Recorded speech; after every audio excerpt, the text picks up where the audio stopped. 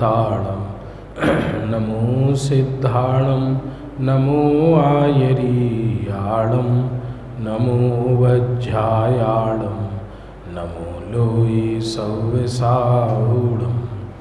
मंगलम भगवान वीरो मंगलम गौतमो गणी मंगलम कुंद कुंदाद्यो जैन धर्मोस्तु मंगलम सर्वमंगल मांगल्यम सर्वकल्याणकारकम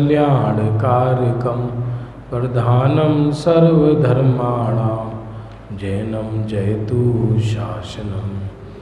निज स्वरूप को परम रस जामे भरो अपार बंदो परमानंद में समय सारे अभिकार। कुंद कुंद मुनि चंद्रवर अमृत चंद्र मुनि इंद आत्मरसी बानारसी बंदो पद अरविंद।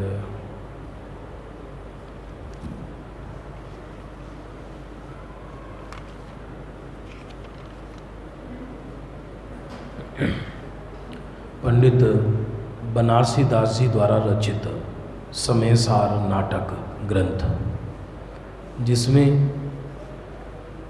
मंगलाचरण की चर्चा हुई थी और मंगलाचरण के बाद मंगलाचरण में पार्श्वनाथ को, सिद्धों को, आचार्य भगवंतों की स्तुति की। इसके बाद ज्ञानियों को वंदना किया, फिर ज्ञानी का लक्षण बताया, उसके पश्चात मिथ्या दृष्टि का लक्षण बताया, फिर शुद्ध काव्य की महिमा गाई, फिर अपनी लघुता का वर्णन किया, फिर समय सार नाटक का में ये जो समय सार नाटक पढ़ेगा सुनेगा उसके हृदय के फाटक खुलेंगे, ये वर्णन किया। इसके पश्चात अनुभव का वर्णन शुरू होता है। अनुभव सत्य तो ये है कि कोई पर का अनुभव कर ही नहीं सकता। ये कहना अज्ञान है, ये मानना अज्ञान है। कोई ये सोचे कि मैं पर का अनुभव कर सकता हूँ, ऐसा नहीं होता। दुनिया में हर जीव अज्ञान के काल में भी अपना अनुभव करता है और ज्ञान के काल में तो अपना अनुभव करता ही है।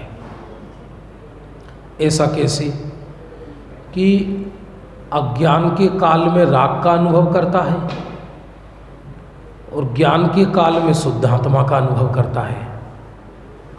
महिमा आत्म अनुभव की है और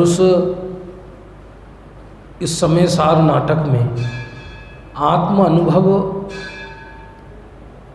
जीव को कैसे होता है, ये विधि इसमें बताई है। इसलिए प्रथम अनुभव की महिमा गाई, अनुभव का वर्णन किया कि जो समय सार नाटक है ये आत्मानुभव को बताएगा। अब आत्मानुभव का लक्षण क्या है, ये 17 नंबर श्लोक छंद में है। गुरुदेव श्री को बहुत प्रिय था इस 17 नंबर का। जगह जगह मंदिरों में ये दोहा लिखा हुआ है। वस्तु विचारत ध्यावते मन पावे विश्राम रस स्वादत सुख उपजे अनुभव या को ना। पुनः पढ़िए एक बार। वस्तु विचारत ध्यावते रस स्वादत सुख उपजे अनुभव। वस्तु विचारत ध्यावते, समझना। प्रथम तो ये समझना अनुभव कौन करता है। अनुभव कौन करता है? ज्ञान। यद्यपि अनुभव के काल में समस्त गुणों की शुद्ध पर्यायें रहती हैं। थोड़ा विषय गंभीर है, समझने जैसा। नए लोग भी हैं तो आपको पकड़ में आनी चाहिए। बहुत शुद्ध विषय है एकदम। दो चीज़ है, एक आत्म अनुभव, एक आत्म प्रतीति। क्या कहा? आत्म अनुभव और आत्म प्रतीति। तो आत्म प्रतीति तो निरंतर रहती है ज्ञानी जीव को, उसका नाम सम्यक दर्शन भी कहा जाता है। आत्म प्रतीति ये श्रद्धा गुण की निर्मल पर्याय है। पर अनुभव किसका नाम है? अनुभव किस गुण की पर्याय? अनुभव श्रद्धा गुण की पर्याय नहीं है, अनुभव ज्ञान गुण की पर्याय है मुख्यतया। कुछ समझ में आ रहा है, नहीं आ रहा है? यद्यपि उस अनुभव के काल में चारित्र की भी लीनता है, श्रद्धा तो सम्यक है ही, और अनंत गुण आत्मा में समा गए, तथापि बुद्धिपूर्वक उपयोग बाहर से हटकर स्वरूप में गया, इसका नाम है आत्मानुभव। जिसको ये दो लाइन समझ में आ गई उसको केवल ज्ञान हो जाए एकाध भव में। ये दो लाइन इतनी महत्वपूर्ण है, समय सार नाटक की सार है ये दो लाइन। ये अनुभव क्या चीज़ है, आज इसी पर चर्चा अपन करते हैं। बहुत यद्यपि विषय तो विस्तृत है, गणधर भी पार नहीं पा सके इस अनुभव का। जैसे हम ये कहते हैं हमें इस चीज़ का बहुत अनुभव है, कोई किसी को हलवा बनाना आता है, किसी को डोसा बनाना आता है, तो आप हमसे चर्चा मत करो, हमें इसका बहुत अनुभव है। तुम क्या सिखाओगे हमको? हमें इसका बहुत अनुभव है। तो अनुभव है माने क्या? कि उसकी हमें जानकारी अच्छी है। अनुभव है माने क्या? कि हम इस विषय को अच्छी तरह जानते हैं, ये हमको अनुभव है, हमें इसका बहुत अनुभव है। तो यहाँ अनुभव जगत के पदार्थों की चर्चा नहीं चल रही, क्योंकि जगत का अनुभव तो झूठा है और जीव ने अनंतों बार किया है, उससे कोई लाभ भी होने वाला नहीं है। उसका फल तो संसार है, 84 लाख योनियां हैं, लेकिन आज तक हमने आत्मा का अनुभव नहीं किया। इसका अर्थ क्या? कि हम ज्ञान ने ये नहीं जाना, प्रगट ज्ञान ने ये नहीं जाना कि मैं कौन हूँ, न जाना ना उसमें रमण किया। इसलिए हमारा उपयोग बाहर ही घूमता है, निरंतर बाहर। अनुभव कहो, शुद्धोपयोग कहो, आत्मानुभूति कहो, ध्यान कहो, एक ही बात है। फिर से क्या कहा? अनुभव कहो, शुद्धोपयोग कहो, आत्मानुभूति कहो, ध्यान कहो, सब पर्यायवाची शब्द हैं। और ये आत्म अनुभव, ये अनुभव जीव को यदि 48 मिनट हो जाए तो जीव को केवल ज्ञान हो जाए। और हिसाब तो फिर हमारा अभी हम क्या कर रहे हैं वर्तमान में, कि जो ज्ञान स्वरूप में जाना चाहिए, स्वरूप माने मैं खुद, मेरे अंदर, भाई लोक में ये नियम है, जो चीज़ जिससे निकली उसी में चली जाए तो वो सुरक्षित रहेगी। पानी हिमालय से निकलता है, यदि तालाब में चला जाए तो नष्ट हो जाएगा, और यदि बड़े सागर में चला जाए तो सुरक्षित हो जाएगा। बिंदु सिंधु में समा जाए तो सिंधु बन जाता है। तो ज्ञान निकला किस में से? ज्ञान निकला किस में से? मेरे अंदर से। और वो ज्ञान जगत का अनुभव करता फिर रहा है, जबकि वो भी झूठा है। वही ज्ञान यदि स्वरूप में चला जाए, स्वरूप कहो, आत्मा कहो, या खुद को खुद में जाना कहो, एक ही बात है। कुछ समझ में आ रहा है, नहीं आ रहा है? इसलिए अनुभव माने जो हमारा प्रगट ज्ञान है, प्रगट ज्ञान कहो, क्षयोपशम ज्ञान कहो, और सरल भाषा में चिंतन मनन कहो।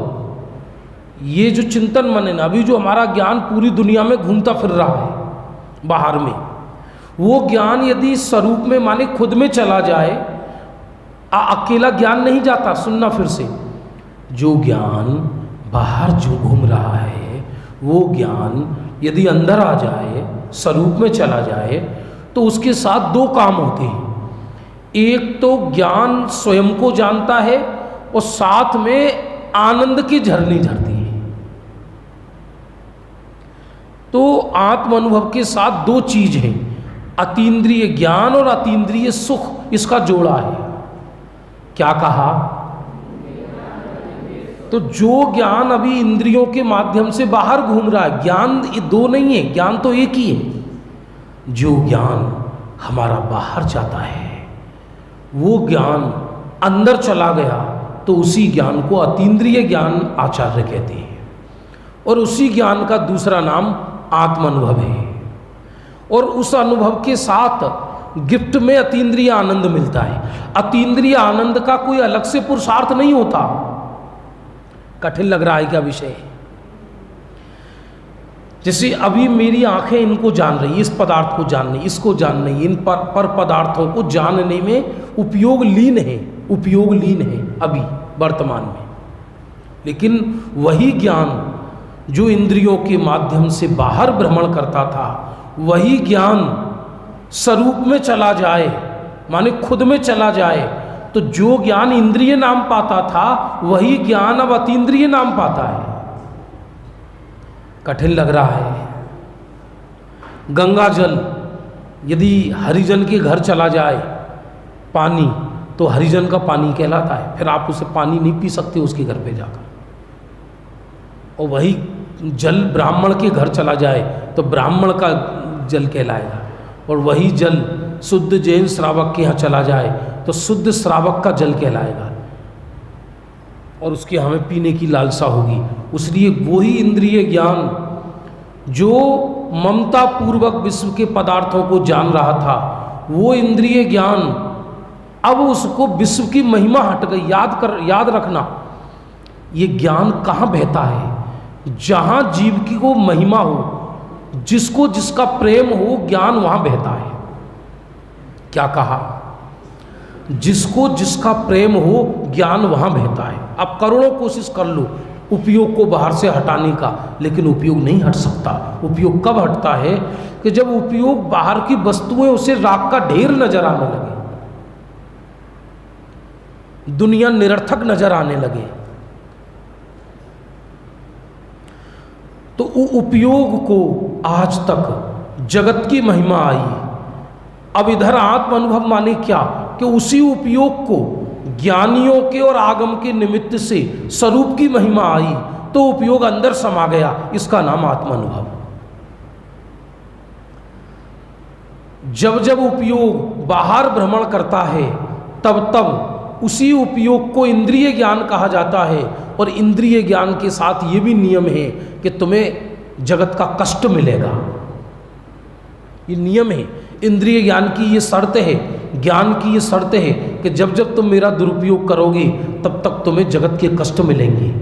और अतीन्द्रिय ज्ञान की ये शर्त है कि जब जब तुम उपयोग स्वरूप में लगाओगे तब तब तुमको अनंत आनंद मिलेगा। इसलिए उपयोग अंदर जाते ही आनंद के झरने फूट पड़ते हैं। बहुत अच्छा विषय है ये, क्रीम विषय जिसको कहते हैं। इसके विषय में महीनों चर्चा की जाए, सेमिनार चले इस पर। वैसी रुचि हो अंदर से। साधारण प्राणी घर गृहस्थी का दुखिया बैठा है, अब तुम जो सुना दो जी साहब ठीक है। बड़ा समस्या है। आयु है छोटी, जंजाल है लंबे, पुण्य पल्ले नहीं है, प्लानिंग चक्रवर्ती बनने की है। कागज की नाव है, पत्थर उस पे सवार है। समस्या ये है। और पहले ऐसा था कि आयु थी लंबी, प्लानिंग थी शून्य, साधना थी अनंत।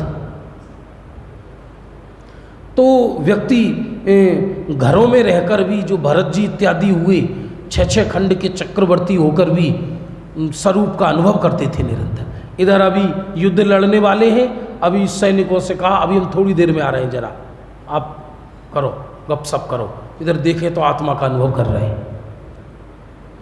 6 खंड जीतकर भी उनकी गर्दन झुकी हुई है, क्योंकि उन्हें मालूम है कई कंकर पत्थर इकट्ठे किए हैं, आत्म अनुभव के आगे सब धूल है। इसलिए अनुभव की 2 शर्तें हैं, आत्म अनुभव की 2 शर्तें हैं। एक तो पहले यथार्थ ज्ञान में ये समझ में आ जाए मैं कौन हूं। और वो यथार्थ ज्ञान सद्गुरु और आगम के निमित्त से होता है। कुछ समझ में आ रहा है, नहीं आ रहा है?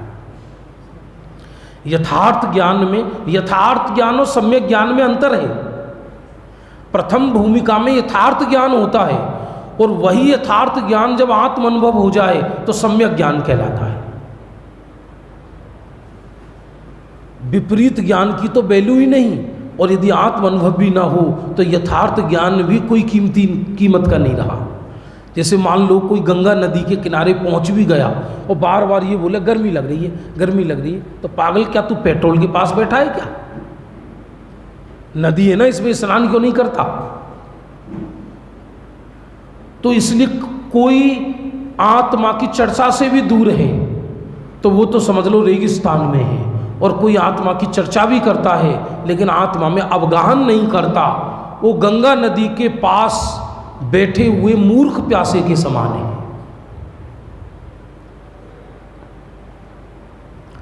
तो आत्म अनुभव की दो शर्त कि आत्मा माने मैं, आत्मा माने मैं, आत्मा माने थर्ड पर्सन नहीं। इसको हिंदी में जीव कहते हैं, संस्कृत में आत्मा कहते हैं, इंग्लिश में आई कहते हैं। ये तीनों शब्द मैं के वाचक हैं। मैं माने ज्ञान स्वरूपी तत्व, ये मैं हूं।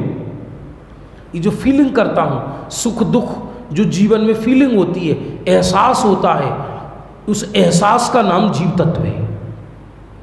समझने के लिए बस वो जीव अभी बाहर में परिभ्रमण कर रहा है। बाहर में परिभ्रमण कर रहा है माने उसका उपयोग माने चिंतन,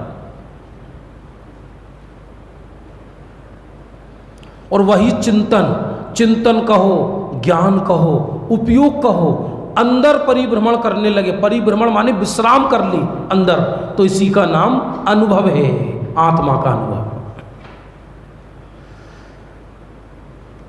व्यक्ति सुबह से घरों से निकलते हैं, मोही जीव, छह मन की लाश को लिए सड़कों पर घूम रहा है जीव, भटकता फिर रहा है संसार में, जगत की खाक छान रहा है। किसके लिए? सुख के लिए। सिद्ध हंस रहे हैं इस पर कि सुख तो अंदर है। अंत में भी करोड़ों अरबों खरबों कमाकर भी किसी को बाहर में सुख नहीं मिला, आना अंदर ही पड़ा। अब प्रश्न ये है कि चलो ठीक है, उपयोग के बाहर भ्रमण का नाम, उपयोग के बाहर परिभ्रमण का नाम अज्ञान कहलाया, उपयोग के अंदर रमण का नाम आत्मानुभव कहलाया। तो फिर अनुभव हो कैसे? अनुभव हो कैसे? कि प्रथम तो मैं कौन हूं जिसमें रमण करना है अनंत काल तक, उसका डिसीजन हो एक, और फिर उसकी अनंत महिमा आए। तो कभी कभी हम डिसीजन तक भी पहुंच जाते हैं, निर्णय तक भी पहुंच जाते हैं, तो भी उपयोग अंदर विश्राम नहीं करता। सैकड़ों जगह लिखा है ग्रंथों में कि जीव ने अनंतों बार निर्णय भी कर लिया कि आखिर मैं कौन हूं, लेकिन मैं कौन हूं ज्ञान ने निर्णय कर लिया, लेकिन मैं की महिमा नहीं आई। क्या कहा? अरे भैया समझ में आ रहा नहीं आ रहा है? मैं की महिमा नहीं आई, इसलिए मैं का निर्णय प्लस मैं की महिमा बराबर केवल ज्ञान। क्या बोला? फिर से, मैं का निर्णय, आखिर मैं कौन हूं? तो साहब हमें निर्णय नहीं है क्या? है निर्णय। कैसा है? मैं पंडित संजय कुमार हूं, मैं सुखी हूं, मैं दुखी हूं, मैं स्त्री हूं, मैं पुरुष हूं, मैं रागी हूं, मैं द्वेषी हूं। ये निर्णय है मैं का। तो मैं का अशुद्ध निर्णय है, और मैं जैसा निर्णय होता है ज्ञान उसी में रमण करता है, ज्ञान उसी में परिभ्रमण करता है। ये नियम है। सुअर को भिष्टा अच्छी लगती है तो भिष्टा को ही समझता है कि मैं मानसरोवर की यात्रा कर रहा हूं, वो ऐसा मानता सुअर अपने आप को। ऐसा ही है ये जो सुबह से घर गृहस्थी लोग मिट्टी के घरों में सोते हैं, मिट्टी की ममता लेकर उठते हैं, मिट्टी की ममता लेके जन्मते हैं, और सारी जिंदगी मिट्टी की ममता में ही नष्ट हो जाता है। तो क्यों मिट्टी की ममता? क्यों कि मिट्टी को ही मैं माना, तो उपयोग मिट्टी में ही रमण किया। क्या कहा? मिट्टी को मैं माना, ये मिट्टी माने इस आसमान जाति पर्याय को मैं माना, तो जिसको मैं माना, जिसकी महिमा आई, उसी में उपयोग रमण किया, तो अनुभव कहाँ से होता? तो इसी का अनुभव हुआ, और ये अनुभव भी झूठा है। सच बात है। मतलब समझ लीजिए, जितना श्रम कर रहे हैं ना हम जगत के लिए, सब झूठा है। जाए रत्नदीप पर और कांच के टुकड़े भरकर लाए, और बाहर में फिर किसी जौहरी को दिखाए, जौहरी को, फिर वो ये कहे साहब कितने पैसे दे दोगे इसकी? बोली तो कांच का टुकड़ा है। बोले साहब कुछ तो दे दोगे, बड़ी मेहनत करके लाया हूँ। बोले फिकवाने के पैसे और लूँगा, फिकवाने के पैसे और लूँगा, ये कांच का टुकड़ा है। इसलिए ये जो चतुर पुरुष, चतुर माने तीव्र मिथ्या दृष्टि, घबराना मत, कह रही बहुत चतुर है ये साहब, बहुत चतुर है। चतुर माने चतुर है, बुद्धि तेज है तो नरक भी ऊंचाई मिलेगा, बहुत चतुर है, इस देह में चतुर है। इस 2 लाइन ऐसी गजब की है कि 2 लाइन आपको आज समझ में आ जाए तो आज केवल ज्ञान हो जाए, और कल समझ में आ जाएगी तो कल केवल ज्ञान हो जाएगा। इसके सिवा और कोई सार नहीं है। द्वादशांग का सार है ये 2 लाइन। हर किसी को ये 2 लाइन यहाँ खचित कर लेनी चाहिए, अपने घरों पे लटका लेनी चाहिए। ऐसी गजब की 2 लाइन लिखी है ये पंडित बनारसी दास जी ने, गजब कर दिया है इसका। महीनों प्रवचन चले इस 2 लाइन पे तो भी समाप्त नहीं होगा। 2 लाइन में आत्म अनुभव का लक्षण लिख दिया जो 100 पेजों में नहीं लिखा जा सकता।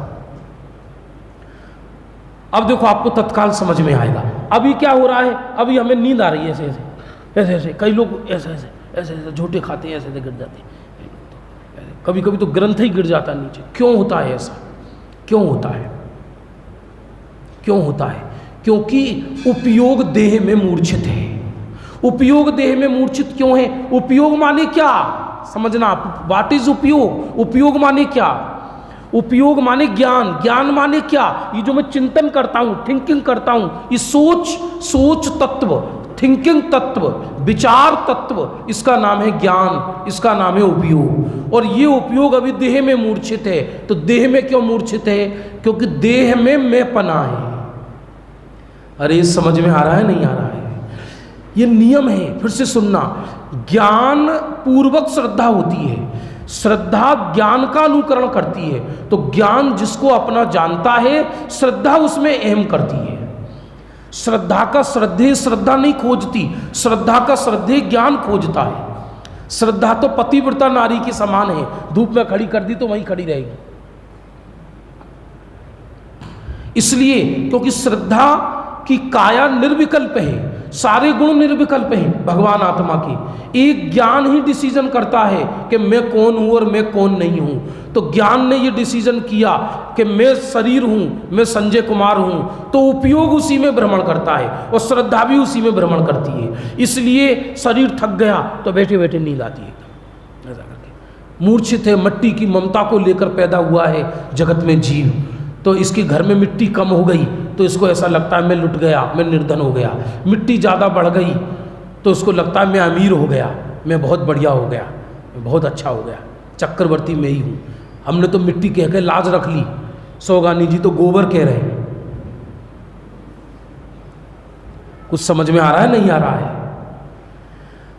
तो फिर करें क्या, करें क्या? तो ये कहा वस्तु विचारत ध्यावते, अनुभव का लक्षण बताया, पूरी विधि बता दी 2 लाइन में। कुछ भी समझ में नहीं आई, 2 लाइन का अर्थ समझ लेना। जितनी जिंदगी है तो केवल ज्ञान ना मिले तो आचार्य कहते मेरे पास से आकर ले जाना। श्रीमद जी का वाक्य है, वस्तु के विचारने से, ध्यानने से, ध्याने का अर्थ विचार ही है। ऐसा कौन व्यक्ति है जिसको ध्यान नहीं चलता? दुनिया में एक भी जीव नहीं है जो बिना ध्यान के हो। हर व्यक्ति को कोई ना कोई ध्यान चलता है। ध्यान और ज्ञान में अंतर है, लेकिन ध्यान भी वास्तव में ज्ञान की पर्याय है। हम कहते जरा ध्यान से साइकिल चलाओ, इसका अर्थ क्या है? देखकर साइकिल चलाओ। हम भोजन करते हैं और कभी कभी भोजन करते करते जिह्वा कट जाती है बच्चों की, और अम्मा पे गुस्सा होती, थाली फेंक के मारती, ऐसे ऐसे रोती, जीभ कट जाती, तो माँ कहती ध्यान से क्यों नहीं खाता?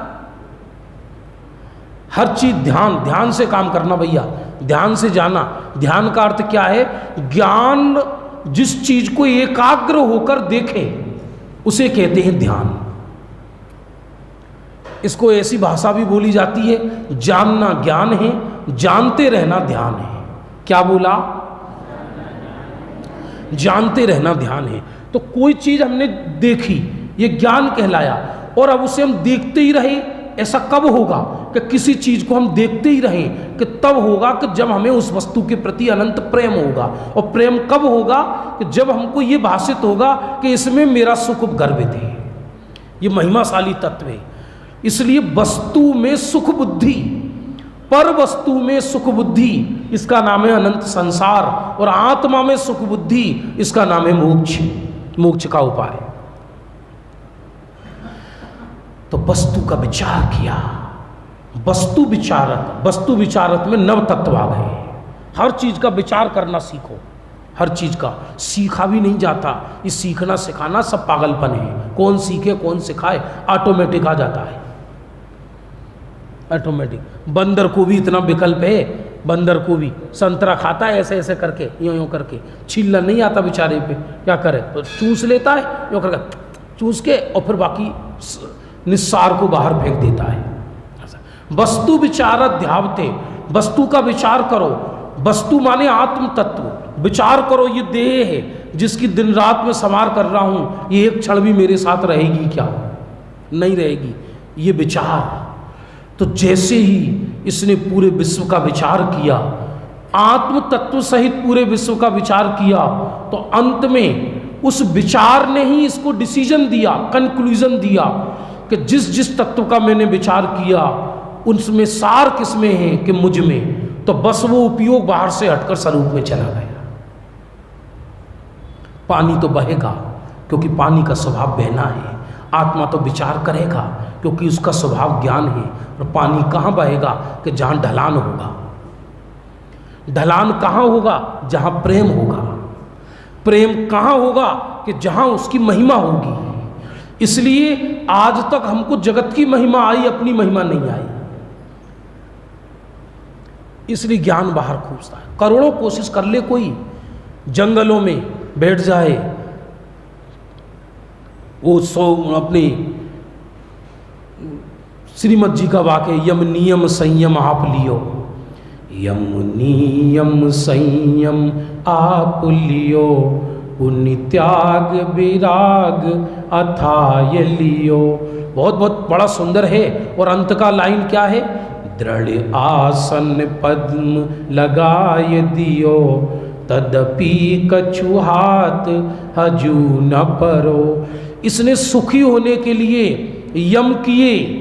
यम माने जो नियम आजीवन लिया जाए, नियम माने जो प्रतिदिन लिया जाए। यम किया, नियम लिया, संयम किया, तप किया, दान किया, पूजन किया, पाठ किया, विधान की, यात्राएं की, यहाँ तक कि पद्मासन लगा दिया और ध्यान किया, तदपि कुछ नहीं मिला।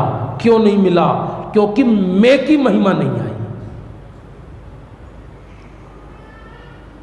अरे कुछ समझ में आ रहा है? नहीं आ रहा है? मैं की महिमा, यदि मैं की महिमा आ जाए, मैं कौन हूं, तो वो जितनी चीज थी वो सब सम्यक कहलाए और इसके साधना में निमित्त कहलाए। और यदि मैं की महिमा नहीं आई तो सुनकर बुरा लगेगा। वो व्रत, संयम, नियम, तप इत्यादि सबके सब इसके विरुद्ध मार्ग कहलाए, उल्टा। एक जगह तो ऐसा लिखा है, अभिमान बढ़ाने के धंधे कहलाए। अभिमान बढ़ा इसका और कुछ नहीं हुआ, पुण्य भी नहीं लगा, अभिमान बढ़ा। क्योंकि भगवान ने मंदिर में बुलाया किस लिए था तुझे? स्वरूप का ज्ञान कराने के लिए। स्वरूप का ज्ञान तो हुआ नहीं, उस पूजन का थोड़ी देर का अभिमान और हुआ। हमारा धर्म कर्म कितना है दूसरों पे टोंट कसने के लिए। मान लो कोई व्यक्ति पूजन कर, हे तुम इतने साल से पूजन नहीं कर रहे, हे तुम कैसे जैनी हो? तो तुमने पूजन करके ये सीखा क्या? और तुमने तो पूजन किया ना, तुम्हें क्या मिल गया? तुमको कितने शुभ परिणाम हो गए, तुम कितने कोमल हो गए, तुम्हें कितना मोक्ष मार्ग हो गया, तुम्हें कितना ध्यान हो गया? हो ही नहीं सकता। विरुद्ध मार्ग है, विपरीत मार्ग है। तो सही मार्ग क्या है? ये है वस्तु विचारत ध्यावते। गुरुदेव को इसलिए हर कोई नहीं समझ पाया ना। वस्तु के विचारने पर विचार जैसे जैसे बढ़ता है, सुनना, विचार में आनंद कब आएगा? क्या कहा? विचार में आनंद कब आएगा? कि जब मुझे ये मालूम पड़ेगा कि यहां रहने से मुझे सुख मिलेगा, तो विचार में आनंद आएगा। भाई साहब बाहर कोई खड़ा हुआ है, आपसे मिलने वाला है, जरा साहब थके हुए हैं, 2:30 बजे की ठीक दोपहरी हो, और अभी जैसे तापमान चल रहा है 45, 50 तक चल रहा है, मोमबत्ती पिघल गई कल कोटा के अंदर, चूरू के अंदर सड़क पिघल गई,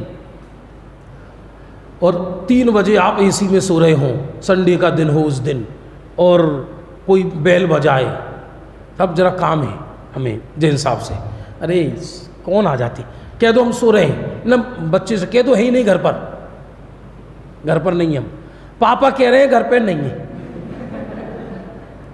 अरे पापा को कहो, तुम्हारे पापा बड़े दूर थे, जरा उनको कहो मैं काम है उनसे। अरे हमें समय नहीं है।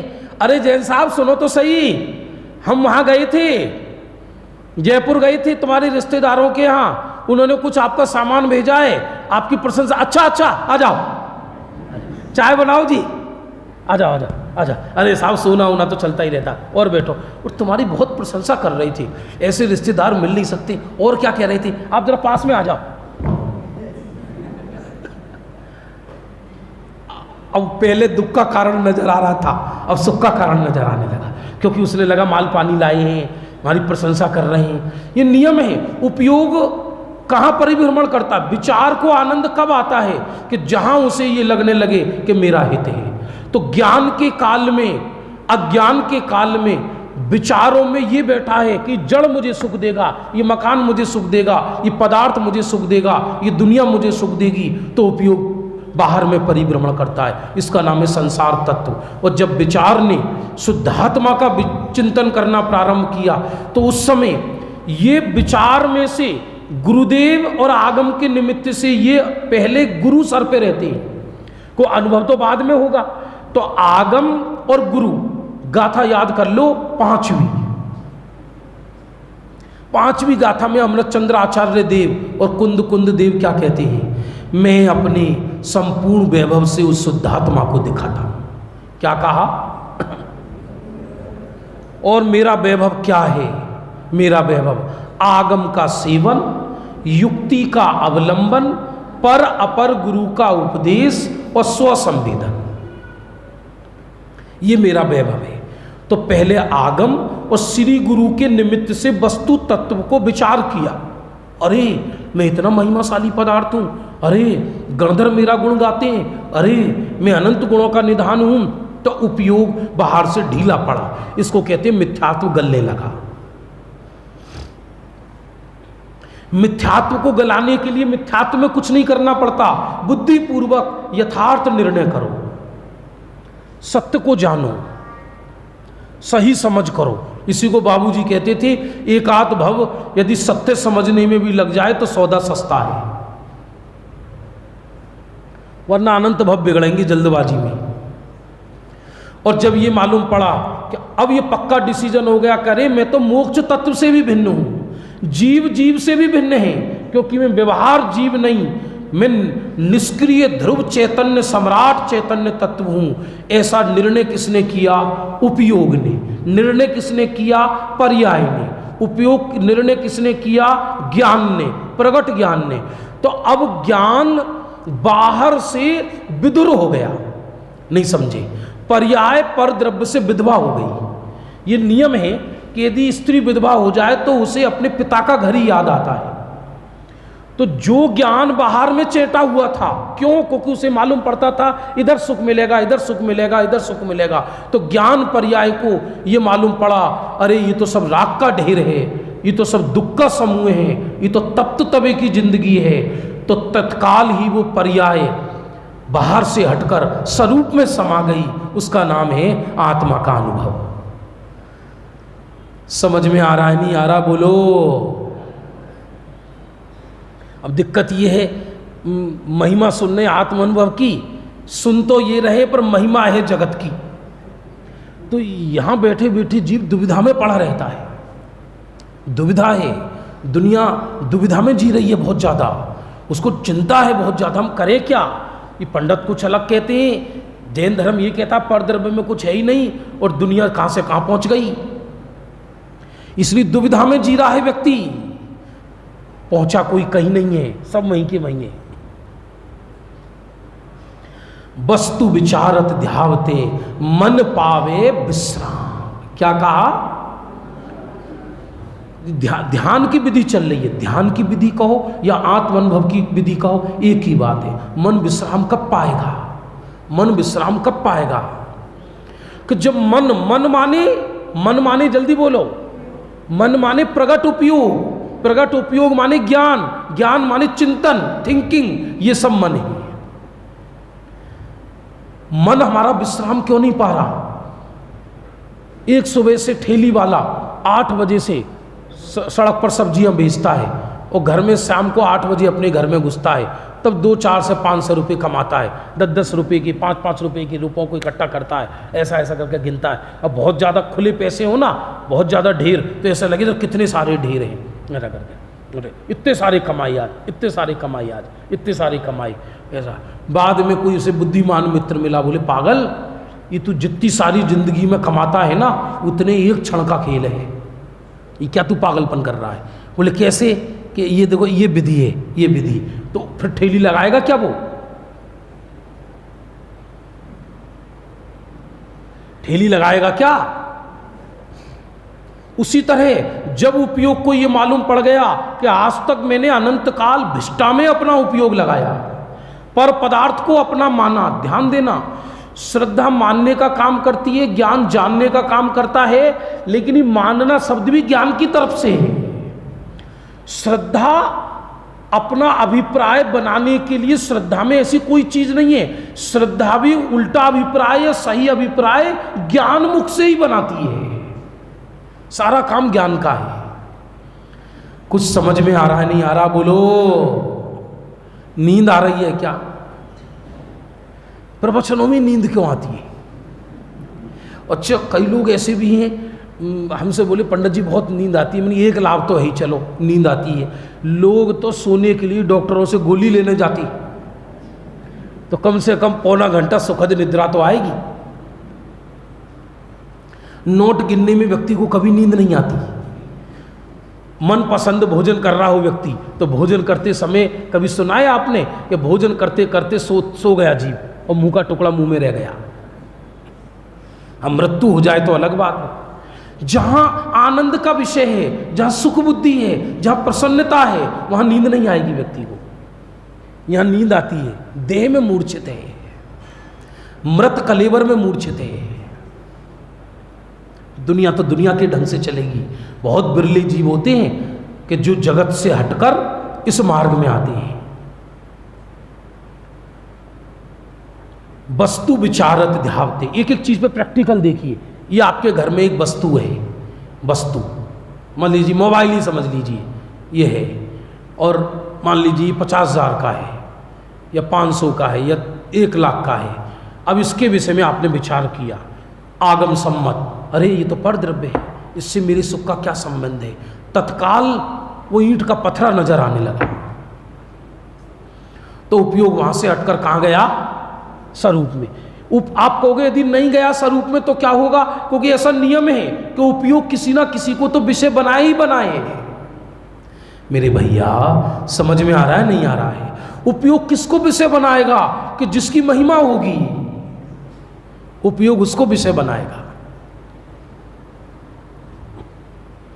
और आज तक अपनी महिमा नहीं आई, इसलिए श्रीमद् जी के कुछ पत्र हैं, उसमें एक बहुत बढ़िया प्रवचन है श्रीमद् जी का पत्र।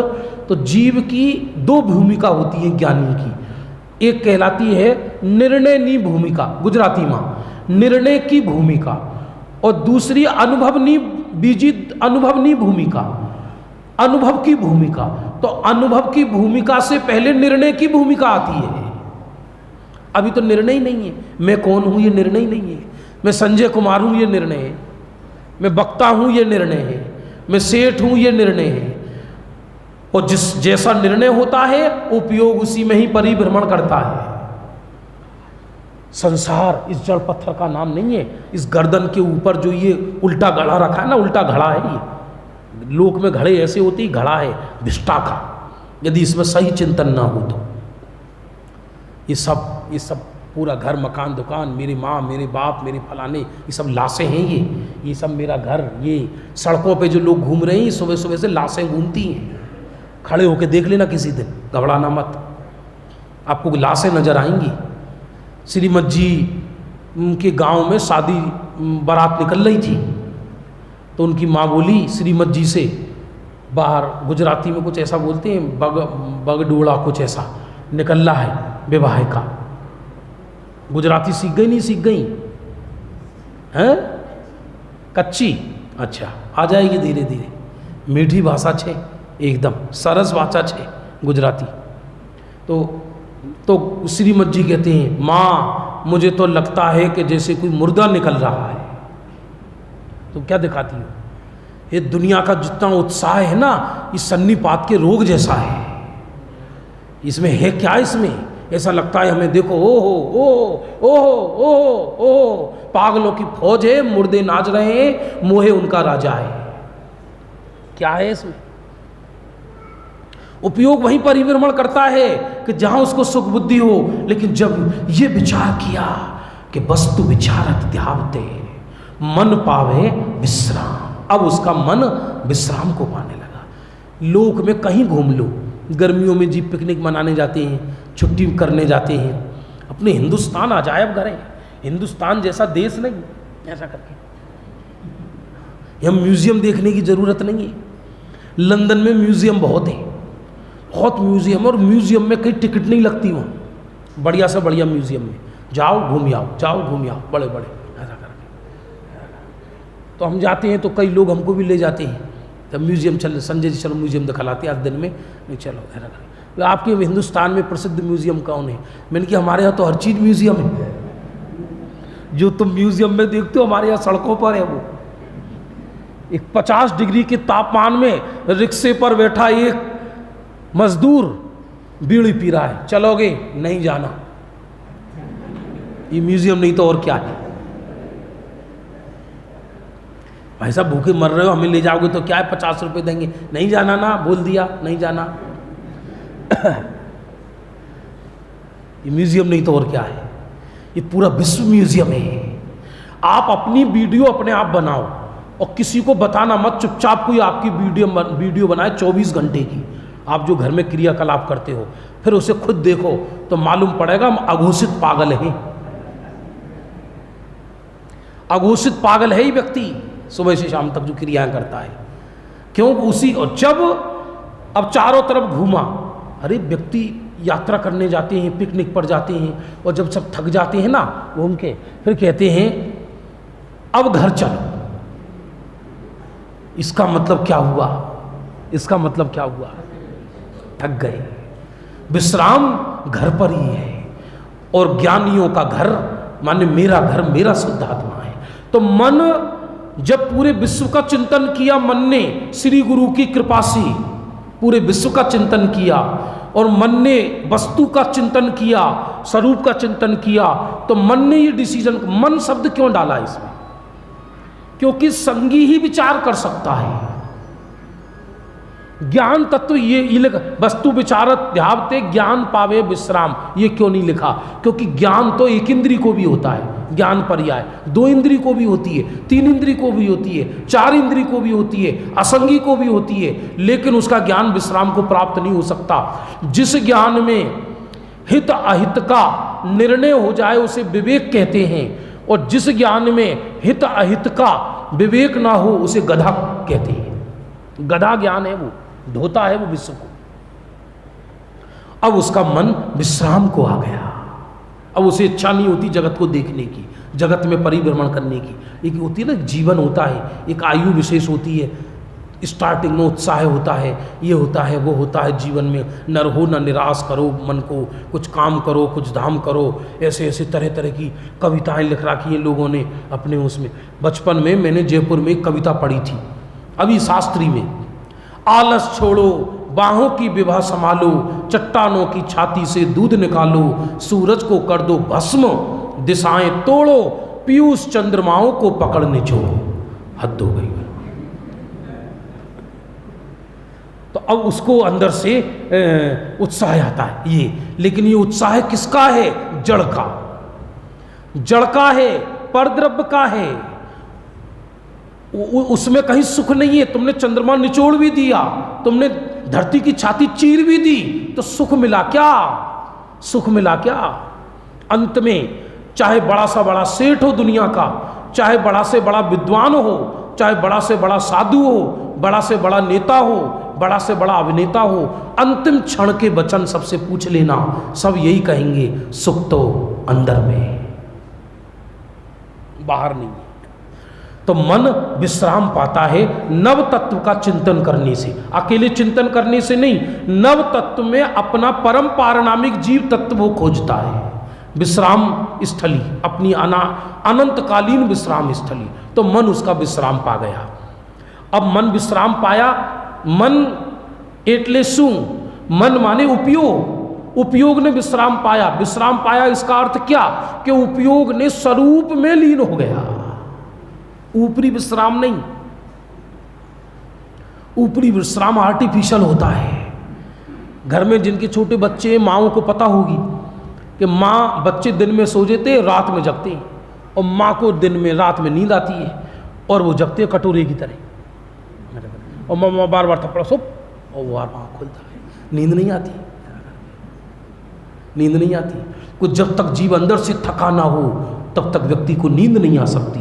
ऐसे उपयोग जब तक विश्व से ना थके तब तक उपयोग स्वरूप में विश्राम नहीं कर सकता। अरे समझ में आ रहा है? नहीं आ रहा है? अभी हमारा उपयोग जगत के लिए उल्लसित है, उल्लसित है, ये करेंगे, वो करेंगे, ये करेंगे, वो करेंगे। अभी क्या है, बड़े नरक जाए बगैर इसको चैन थोड़ी पड़ती है। जिसे जहर खाने की आदत पड़ गई हो उसे अमृत को ठुकरा देता है वो। कई लोग होते गुटखा खाते हैं सुबह सुबह, पान, और ऐसे गुटखा खाने वाले हुए, पान खाने वाले हुए, इनके पता मित्र कौन होते हैं? पनवाड़ी। उनकी पूरी खोज शोध पनवाड़ियों को मालूम पड़ जाएगी, उनके पूरे घर की हिस्ट्री पनवाड़ी बता देगा। तो गुटखा खा लेते, अंदर दबा लेते हैं, और जैसे वो कहते हैं ना अवीक्षण ज्ञानोपयोग, तो ऐसे ही अवीक्षण चवेना चलता है उनका अंदर जहर का। अब कोई किसी घर पे दावत वगैरह में जाए, उनको ही कहे कि ये रसगुल्ला दे, ये रसगुल्ला खाइए शुद्ध। हर हर हर हर किसी की राजस्थान में फेवरेट डिश चूरमा का लड्डू माना जाता है, गुजराती में पूरण पूरी मानी जाती है, राजस्थान में तो समझ लो आप बाटी और चूरमा मिल जाए, दाल बाटी चूरमा खाने वाला सूरमा ऐसा करके, और बाटी ऐसा लगे कि माथे मारो सर फूट जाए, बाटा जैसा। वो फेवरेट डिश व्यक्ति की मिल जाए तो कैसे प्रसन्न होता है, कैसे प्रसन्न होता है, उल्लसित होता है। तो ज्ञानियों की फेवरेट डिश माने उपयोग को फेवरेट क्या है कि शुद्ध आत्मा, और जो फेवरेट होगा उसमें आनंद आएगा या कष्ट आएगा? अरे बोलो, इसलिए आनंद आता है। ये दो लाइन में केवल ज्ञान गर्भित है। हम आपको सच कह रहे हैं, जब हमने पहली बार पढ़ी ये दो लाइन, तब हमने सबसे पहले ये समयसार नाटक कुंभोज बाहुबली में पढ़ा था। कुंभोज बाहुबली में रहते थे हम कुछ दिन ब्रह्मचर्य आश्रम में, वहाँ पढ़ा था हमने ये दो लाइन। तो जीवेंद्र जडे गुरु थे वहाँ पर, और गजाबेन, तो वो कहती थी कि संजय ये दो लाइन में केवल ज्ञान है। बोले किसी को कुछ नहीं आता, सही अंगूठा टेक हो, इस दो लाइन का अर्थ यदि समझ में आ जाए उसके, और बस जगत से उदास हो जाए। हम आज तक जगत से उदास नहीं हुए, जगत से निराश हुए हैं। निराश और उदास में अंतर है। हमारा उपयोग जगत से निराश है, उदास नहीं। उदासी में, निराशा में कष्ट है, उदासी में प्रसन्नता है। अरे ये समझ में आ रहा है नहीं आ रहा? बहुत गजब का विषय, अद्भुत विषय है ये 2 लाइन जो है। फिर क्या होता है कि वस्तु विचारत ध्यावते, वस्तु माने आत्म तत्व, आत्म तत्व का ध्यान किया तो आत्म तत्व का डिसीजन हुआ, आत्म तत्व की महिमा आई किसको? उपयोग को, मन को, चिंतन को, विचार को। तो विचार जिसकी महिमा आई उसमें समा गया। बच्चे होते ना, बच्चे बचपन में नाक का घुग्गू निकाल के खाते, आपने देखा होगा। कई तो जबरदस्ती उंगली घुमाते हैं, फिर उसको ऐसे ऐसे स्टाइल से गोल गोल करते हैं और मुंह खोल के गप्प खा जाते हैं। अच्छा, आप और आपको बुरा लग रहा है, इसमें आया है, इसमें मूल आया है, छंद आएगा बाद में, और उसके आगे उन्हें दुनिया की सारी डिश फीकी लगती है और बड़े तन्मय होकर, कई लोग नाखून खाते तन्मय होकर, ऐसा ऐसा इस तरह से उपयोग लीन, जैसे इनको कौन सा अमृत मिल गया समुद्र मंथन से, क्या मिल गया उसको खाते हैं। अब बड़े लोग उसे देख के घृणा करते हैं, गिलानी करते हैं, ऐसे ही। तो जो हमारा उपयोग जो बाहर परिभ्रमण कर रहा है ना जिन पदार्थों में, अज्ञानी उसे नाक का घुग्गू समझ रहे हैं। ज्ञानी उसे नाक का घुग्गू समझते हैं। तो जैसे स्वरूप की महिमा आती है तो पूरा विश्व विष्टा जैसा नजर आता है। फिर उपयोग हटाना नहीं पड़ता। ये जो बार बार कहा जाता है ना, उपयोग बाहर से हटाओ, उपयोग बाहर से हटाओ, उपयोग बाहर से हटाओ, ये तो चरणान योग की शैली है। 3 काल भी नहीं हट सकता। सत्य बात तो ये है कि उपयोग बाहर जाता ही नहीं है, क्योंकि जब महिमा इधर की आ गई तो उपयोग बाहर क्यों जाएगा? शीतलता से निकलकर 50 डिग्री के तापमान में क्यों आएगा, और वो भी विष्टा के लिए। 50 डिग्री का तापमान है कोटा में, और आपकी छत पर कौआ विष्टा करके गया है, और 10-20 कौआ एक साथ विष्टा कर रहे हैं, और कोई शोर मचा, भाई साहब कौआ विष्टा कर रहे हैं, बीन ले जाओ। तो बीनने जाओ